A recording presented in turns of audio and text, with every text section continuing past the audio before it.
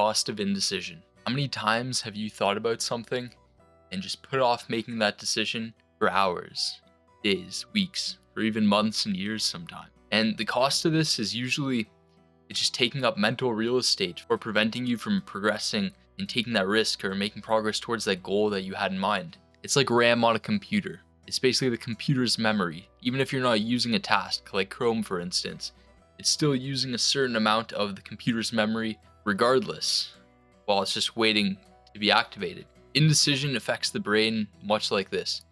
It's just taking up your mental bandwidth, your mental real estate, and just preventing you from making better decisions in other areas of your life, because a part of your brain is still fixated on what to do for that decision you haven't made yet. And most of the time we know what we need to do for the decision. We know what we're going to end up doing 9 out of 10 times, but it's usually fear that prevents us from doing this, which is valid. It's your brain's natural defense mechanism trying to protect you, right? Your brain wants to be risk adverse because it's programmed that risk is often associated with death. Because for hundreds of years before, if you take a risk, like you're climbing on a cliff's edge or something to try to get to a new spot, fall off, the risk equals death. So for a lot of times we catastrophize the worst case situation and we just fixate on this, when in reality it's very unlikely to happen in most cases. In fact, you can even make the argument most risks these days are just mild to moderate discomfort for a majority of situations. And the problem with these unmade decisions stacking up and taking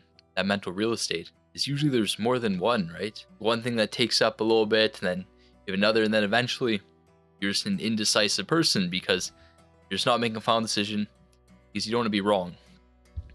And this is what I realized for a lot of people and why they don't want to make that decision or take that risk. Because if you do, then it's on you if you fail, or it's on you if it doesn't work.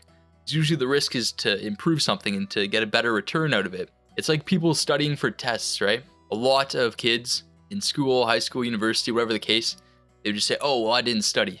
This way, if they fail, they have a natural excuse or a reason to why they failed, rather than taking accountability that they failed because they didn't put in the effort or do enough of X, Y, and Z to get the result they wanted. So a lot of you are just sabotaging yourself in a way by not making the decision.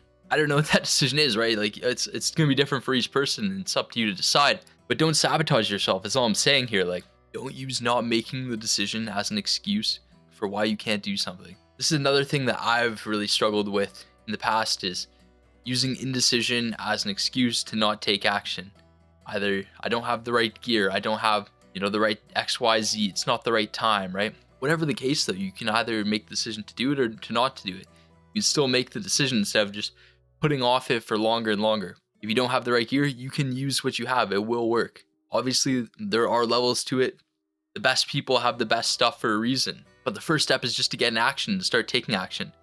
Unless you're actually going to do it and be consistent, it doesn't matter. There have been situations where I would invest in something and end up not really enjoying it as much, or finding better alternatives anyways. Which in that case, that's fine, right? You can just recover your losses, you learn from your mistakes and move on.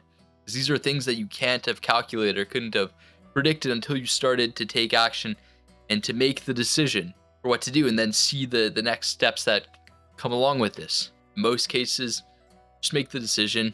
Doesn't mean you have to take the risk or not take the risk. Just pick, right? Don't let it just keep eating up at your mental bandwidth in your brain. But don't use it as an excuse to just not do it at the same time, right? Or as a coping mechanism, and this weird form of self-sabotage where you just do nothing that you need to for the inputs to achieve what you want under the guise of, oh, well, like I didn't try, or I didn't study. This is another weird phenomenon that was really big when I was in school, is if you tried hard at anything, you'd be called the try-hard. And it had this negative stigma, which is crazy because as a kid, you kind of buy into this a little bit. You're like, well, I don't want to be different from everyone else, right? Because remember, being different is, getting kicked out of the tribe, rejection, right? And that would equal death. In our minds, wired from, like all our past, like ancestries, like DNA and experiences and all that good stuff.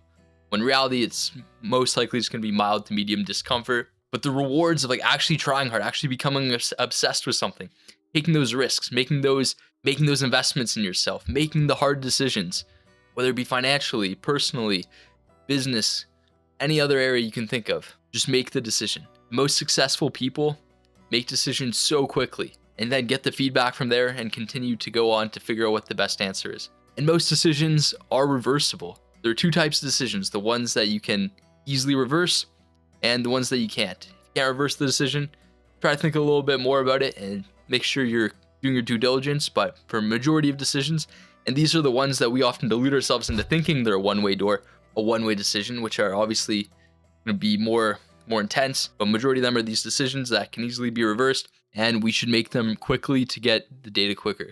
So with that being said, I appreciate you guys, love you guys, thanks for watching, and remember, take consistent action on your main thing and don't stop. Peace.